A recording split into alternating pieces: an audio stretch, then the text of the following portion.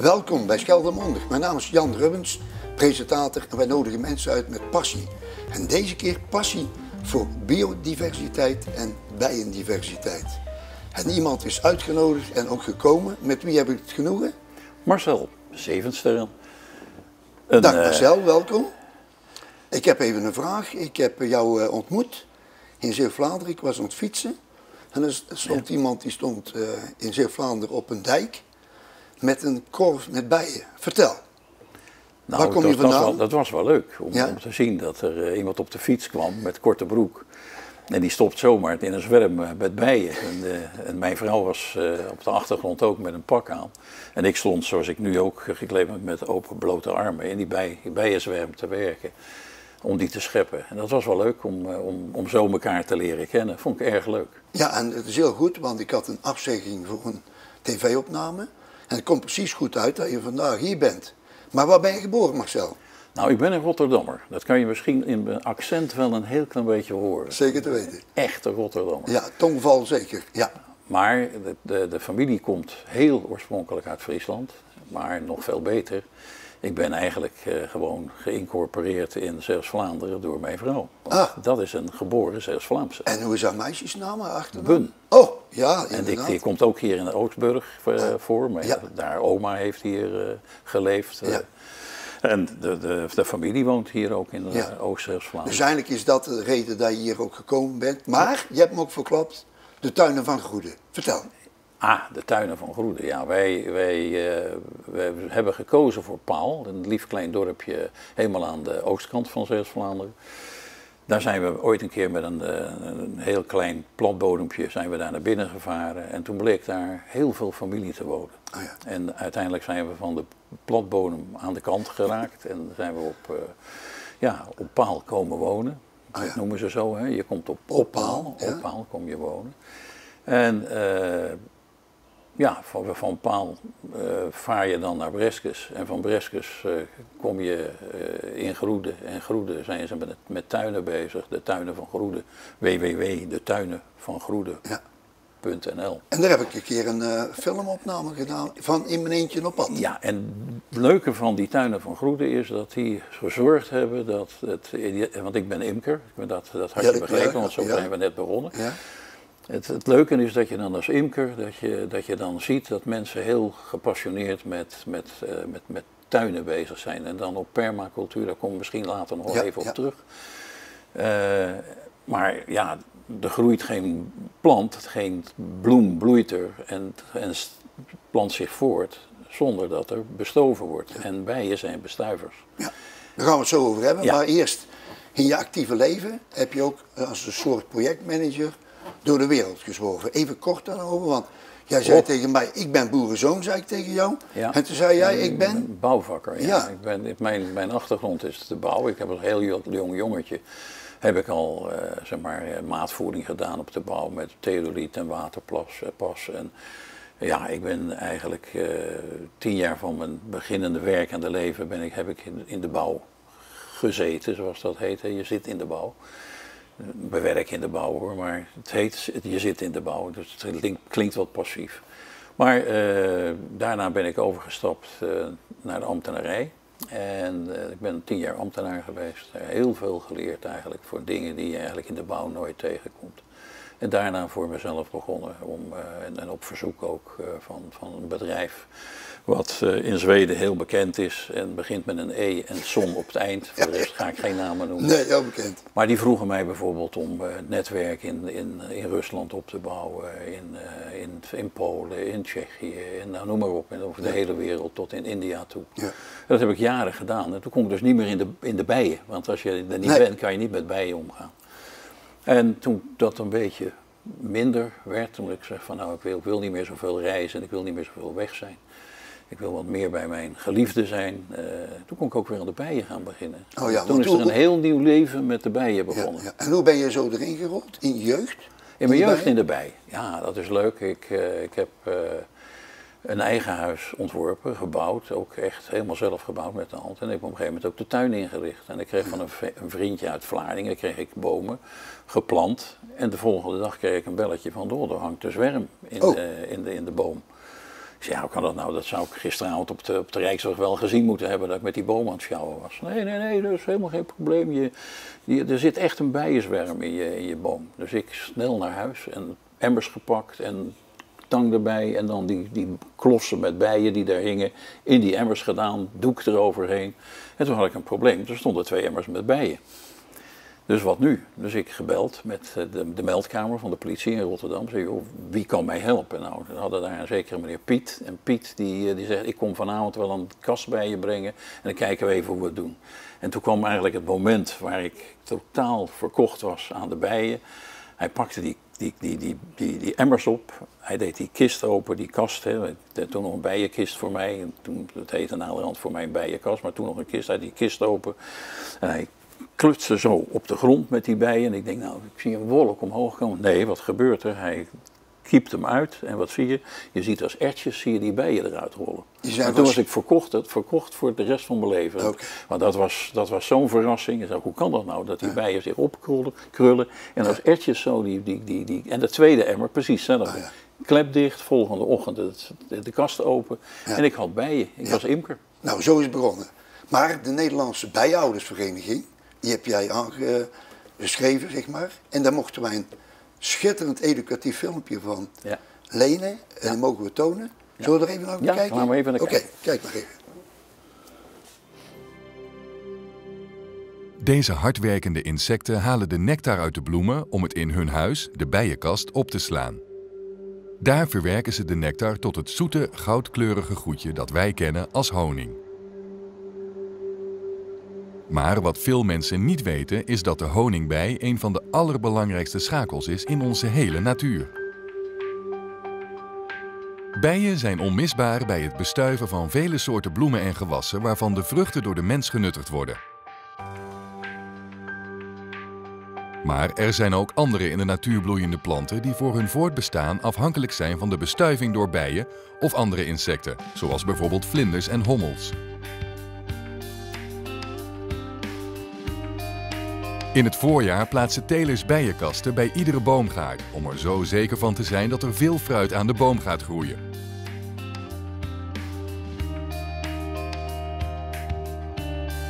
Maar ook in veel kassen, waar de meest uiteenlopende groenten en fruit worden verbouwd, staan bijenkasten. Bijen zijn een belangrijke schakel bij de bestuiving van veel gewassen.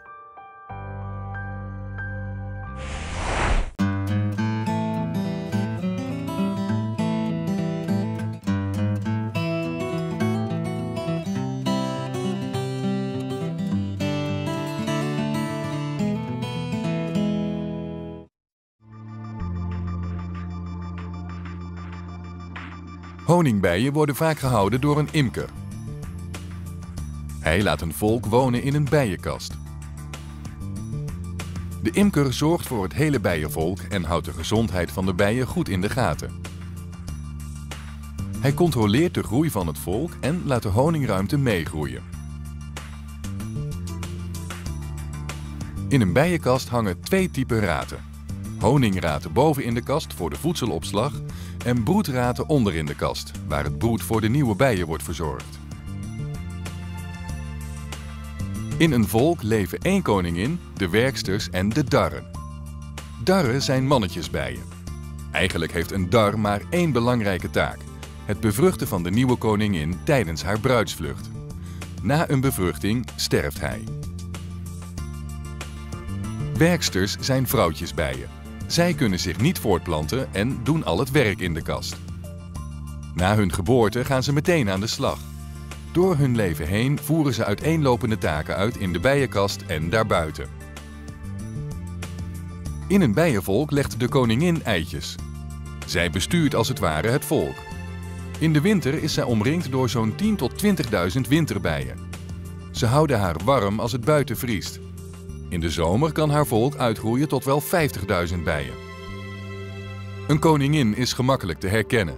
Ze is een stuk groter dan de andere bijen. En ze wordt altijd omringd door haar hofhouding. Ze communiceert met haar volk door het afscheiden van feromonen. Haar hofhouding bestaat uit een 15-tal werksters die haar verzorgen en alles geven wat ze nodig heeft. Doordat ze haar likken om haar schoon te houden, ontvangen ze zo als eerste de feromonen. De werkster geeft deze pheromonen door aan passerende bijen, die het op hun beurt weer doorgeven aan de volgende bij.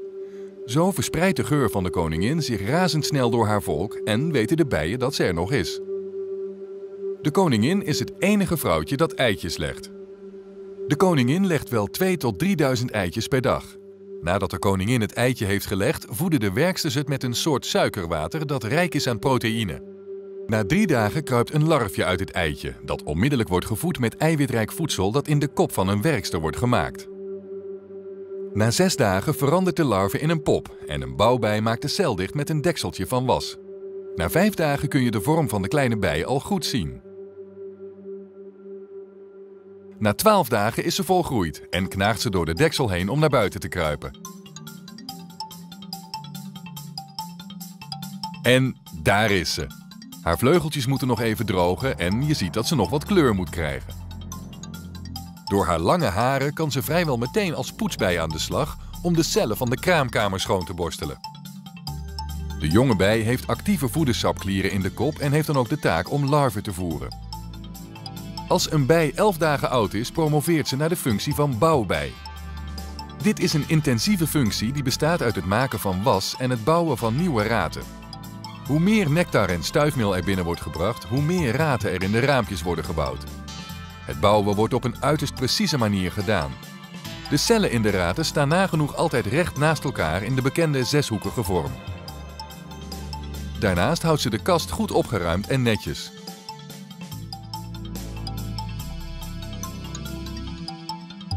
Is een werkster 21 dagen, dan promoveert ze tot haalbij. Dit zijn haalbijen. Ze vliegen uit om nectar en stuifmeel te halen. Stuifmeel bevat grote hoeveelheden belangrijke eiwitten die nodig zijn voor het maken van was, waarmee de raten gebouwd worden. Ook wordt stuifmeel gebruikt voor het voedersap voor de larven. Stuifmeel zit aan de meeldraden van bloemen. Een bij verzamelt het stuifmeel aan de haartjes van haar achterpootjes.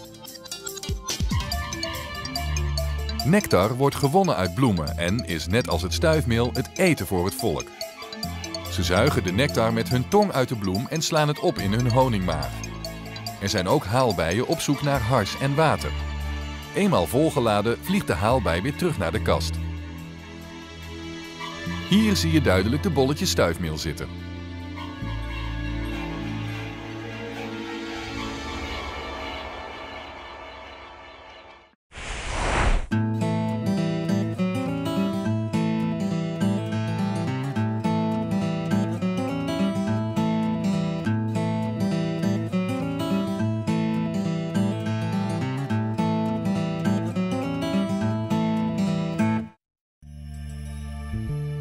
De meeste bloemen bevatten 2 organen waarmee ze zich voortplanten: de mannelijke meeldraden en de vrouwelijke stamper.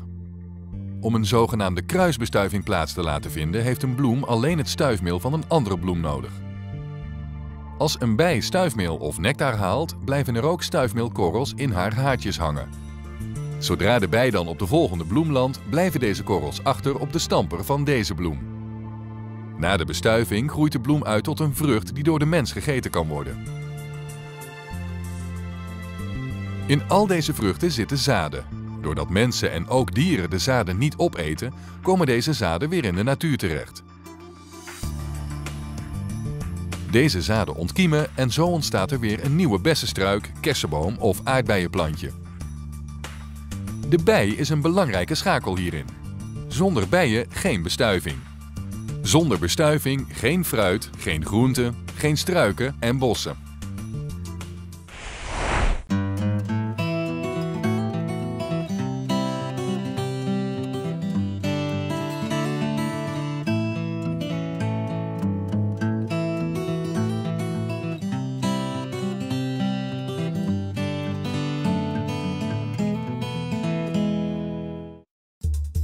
Bij de voordeur van de kast of vliegplank staan wachters klaar om de binnenkomende werksters te controleren en binnen te laten.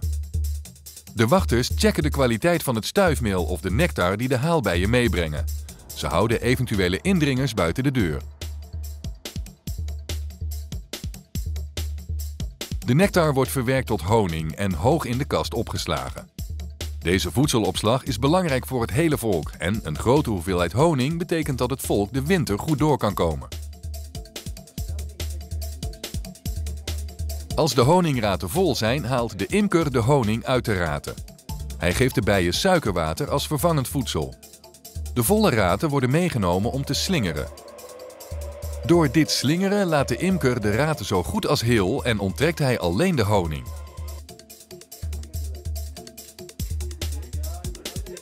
Na een zeefproces stopt hij het in potjes en verkoopt hij de honing.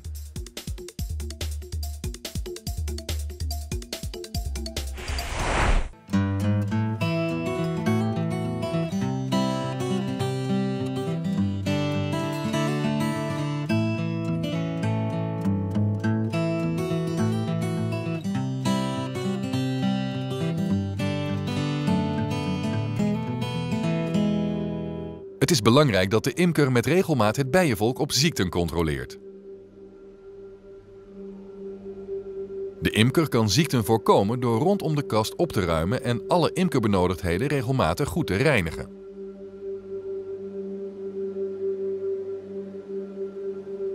Een groot probleem voor de imkers is de varroamijt. Deze kleine indringer nestelt zich in de raten om daar te parasiteren op de larven. De larven komen dan over het algemeen wel uit, maar zijn zwak en kwetsbaar. Soms is het zelfs zo erg dat de bijen met kapotte vleugels of andere verminkingen worden geboren. En hun zwakte maakt hen extra kwetsbaar voor andere ziekten. Als een volk veel last heeft van de varroamijt en andere ziekten, kan dat er in combinatie met andere factoren voor zorgen dat het hele volk de kast verlaat. Dit is een ernstig probleem voor een imker. Dit verschijnsel wordt ook wel de verdwijnziekte genoemd. De laatste jaren komt dit steeds vaker voor en het begint langzamerhand een probleem te vormen. We kunnen het bijenvolk helpen sterker te worden, waardoor het de kast niet hoeft te verlaten. Een natuurlijke bestrijding van de varroamijt is belangrijk. En als de gemeentelijke groenvoorziening meer bloemen in bermen en parken zou laten groeien, is er meer nectar en stuifmeel en laat dit het bijenvolk floreren. Nou, dit was een zeer interessante film over biodiversiteit en ook gespitst op bijen. Maar hoe ben je zo met de ziektes van de bijen, hoe ben je daarbij betrokken? Kun je dat even uitleggen? Ja, dat kan. Eigenlijk is het nog even het stukje terughalen naar voor de film. Ja. Ik ben natuurlijk heel veel in het buitenland geweest. Ik heb heel lang geen bijen gehouden. Ik had een groot aantal bijenvolken ooit in Rotterdam op een hele mooie plek staan. Maar dat heb ik natuurlijk allemaal weg moeten doen, want op een gegeven moment ga je veel in het buitenland werken en dan kan je geen bijen meer houden. Dat kan nou eenmaal niet. Toen kwamen we terug in Nederland en toen zei mijn vrouw en ik zeiden van nou, we willen eigenlijk wel weer met bijen gaan beginnen, nu we wat rustiger leven gaan leiden. Maar dan moeten we wel inhalen wat we aan kennis tekort zijn gekomen. Nou, dan hebben we eerst de specialist bijengezondheidscursus gevolgd. Dat was echt een hele pittige cursus. Van om de week naar Wageningen, een hele ochtend en middag op zaterdag studeren en veel zelfstudie, examen doen. Daarna hebben we de ambassadeurscursus biodiversiteit en biodiversiteit gedaan. En met die biodiversiteit is eigenlijk, daar vang je eigenlijk alles mee. Daar vang je klimaat, daar vang je de landbouw, daar vang je de gezondheid van de bijen mee. Daar komt eigenlijk alles bij elkaar. Ja, en wat heb je toen gedaan om hier in Zeeuw-Vlaanderen dingen te gaan doen? Nou, we zijn met een paar kleine volkjes gestart. Ja. 1, 2 volkjes, omdat je het niet te veel druk wil geven op je omgeving. Want het is natuurlijk een natuur om je heen, die is er wel, maar die natuur is vrij monocultuur. Dus het is heel veel grond die bezet is door of een aardappeltje of een mais of iets anders. Dus dat heeft niet veel dracht voor de bijen in zich. Nee, want dan kom je op die biodiversiteit. Ja. En wat versta je dan onder? Biodiversiteit is het samenhang van alles wat er leeft, bloeit en groeit. Dus dat zijn de flora, de fauna op een bepaald stukje gebied. Of het kan een vierkante meter zijn op een dijk, waar we het straks over misschien zullen hebben. Maar het kan ook zijn een stukje water. Hè. De zee heeft ook biodiversiteit. Alles wat daar dan op dat moment in leeft, dat is biodiversiteit. Van echt de microben tot en wat in de grond zit. Niet alleen wat op de grond of in de lucht zit, alles. Dus het gaat over de biotopen waar alles in groeit en bloeit. En hoe zijn die bijen daar dan bij betrokken dan? Nou, bijen zijn insecten. En insecten zorgen voor een heel aantal functies in de natuur. En de bijen, alle vliesvleugeligen, die zorgen voor bestuiving van gewassen. En dat is wel belangrijk, want zonder bestuiving eten wij geen appeltjes, geen peertjes. Zijn er geen komkommers, zijn er geen, hebben we net gezien, aubergines op de film. Dus heel erg belangrijk voor alles wat er gaat, zich in de toekomst weer wil zeg maar, voortzetten in onze natuur en ons land en grond. Dat moet bestoven worden. En dat doen de bijen. Oh ja. En wat is dan het verschil tussen een bij en een wesp en een hommel? Nou gaan we gelijk een hele stap verder. Ja. Wespen zijn eigenlijk de oorspronkelijke vader en moeder van de bij. Ja. De bij stamt van de wesp af.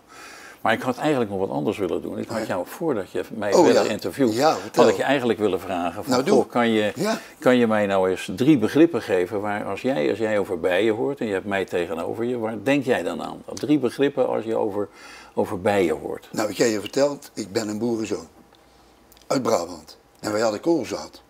Ja. En die koolzaad, die moest natuurlijk bestoven worden door bijen. Ja. En ik als klein levendig manneke, dus ik ging naar die bijenkasten toe. En dan stak er een in mijn oor. En dat was niet prettig. Dus ik wist helemaal niet wat ik Dus ik hoor van jou bestuiving en ik hoor bijensteek. En koolzaad. En koolzaad. Ja. Oftewel, ook honing. Ja, want die imkers, daar kregen we natuurlijk lekkere honing van.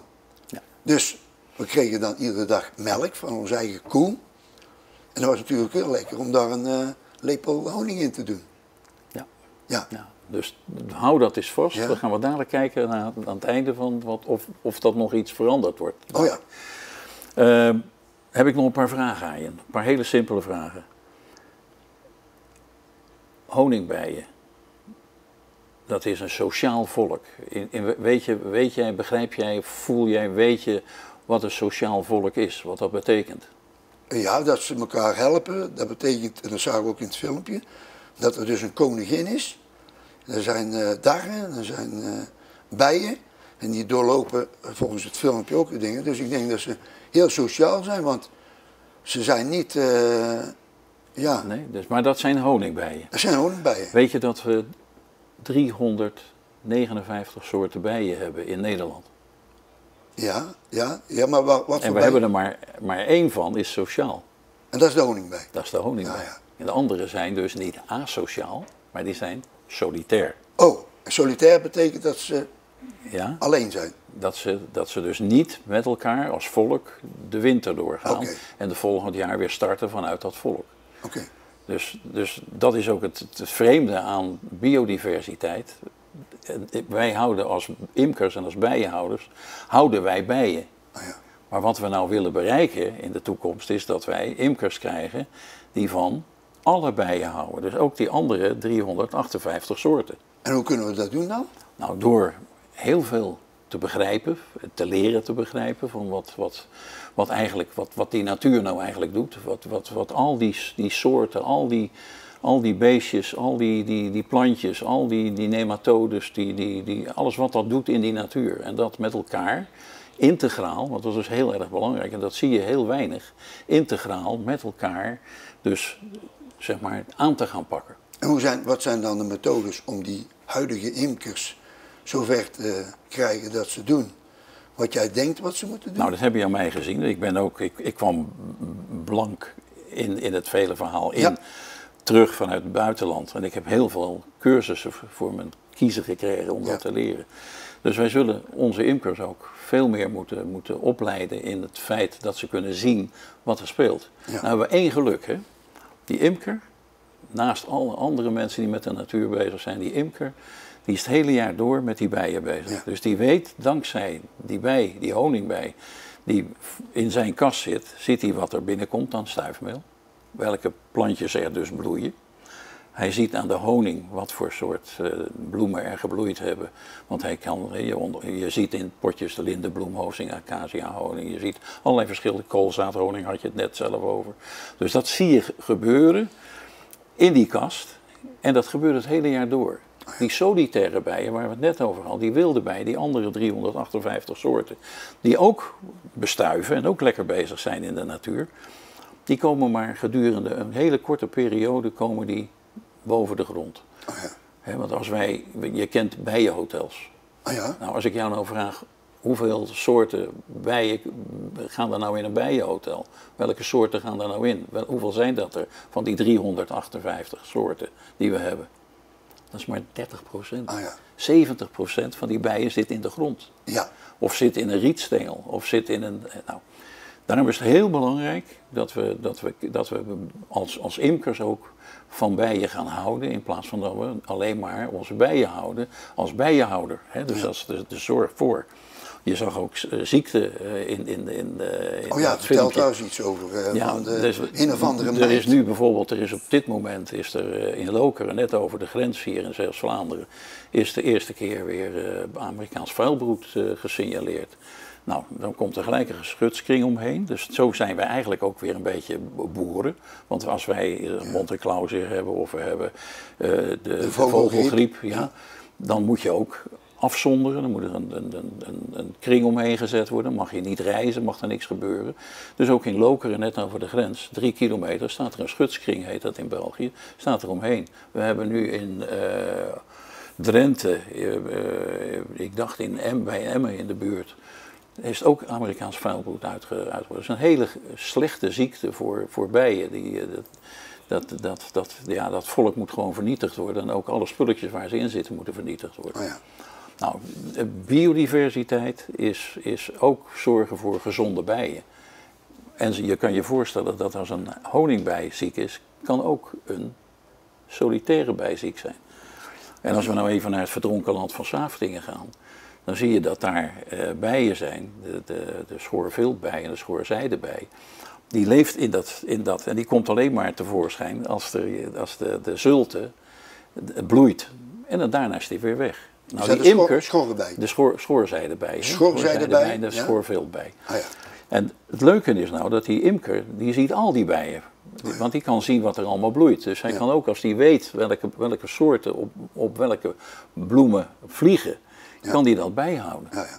Dus daar hebben we in feite al iemand in dat hele grote pakket van integrale aanpak, die dat al kan meehelpen. Dan hebben we één probleem. En dat is? Dat we niet weten hoe we dat nou in geld moeten uitdrukken. Want alles in deze wereld wordt in geld uitgedrukt. Ja. Ja, dat ben je er toch hopelijk wel mee eens. Alles wordt in geld uitgedrukt. Wat je ook doet, allemaal geld. Dan heb je overal wordt dividend uitgekeerd. Dus we hebben biodiversiteit, we hebben bijendiversiteit gehad. Maar nou wil ik ook nog eens een keer komen tot biodividend. Ah. Dat we dus uit kunnen gaan drukken in een eenheid, een biopond of een biodollar. Zodat we als we 40 kilometer dijken in zeg maar Oost-Zeeuws-Vlaanderen, als we dat is het groot grenspark Saftingen en versterkte Scheldekust hebben we daar, die projecten. En als we daar de kans zien om dat aan te kunnen tonen, dat we met het zeg maar verbeteren van de biodiversiteit, dat we waarde toevoegen, zowel voor de boeren, als voor de natuurmensen, als voor de burger die daar, en dat je alles ziet bloeien en groeien, dan hebben we een hele goede zaak gedaan. Ja, om het af te ronden, nog eventjes weten wat je eet. Nog 1 minuut, zo kan dat? Ja, dat zou kunnen. Zou kunnen, maar dat gaat waarschijnlijk net niet lukken. Weet wat we eten. Ja. Je eet honing. Ja. Maar je eet verschillende soorten honing. Dus je moet leren om te weten wat je eet. Maar als wij naar een andere vorm van landbouw gaan, en dat is de tuinen van Groene hebben we net gezien als voorbeeld. We willen 10 hectare in het Groot Grenspark ook op die manier gaan doen. Maar dan denken we aan stroken. Stroken bonen, stroken aardappelen, stroken en dan een keverbank erin. Ja. En dat we dus op een natuurlijke manier zorgen voor het natuurlijk evenwicht. Dat er niet de aardappelplant opgegeten wordt of de maisplant opgegeten wordt. Maar dat we dus ook hoe heet die, oh, nou ben ik hem kwijt. Ja, maar ze kunnen alles vinden op een website, noemt die even.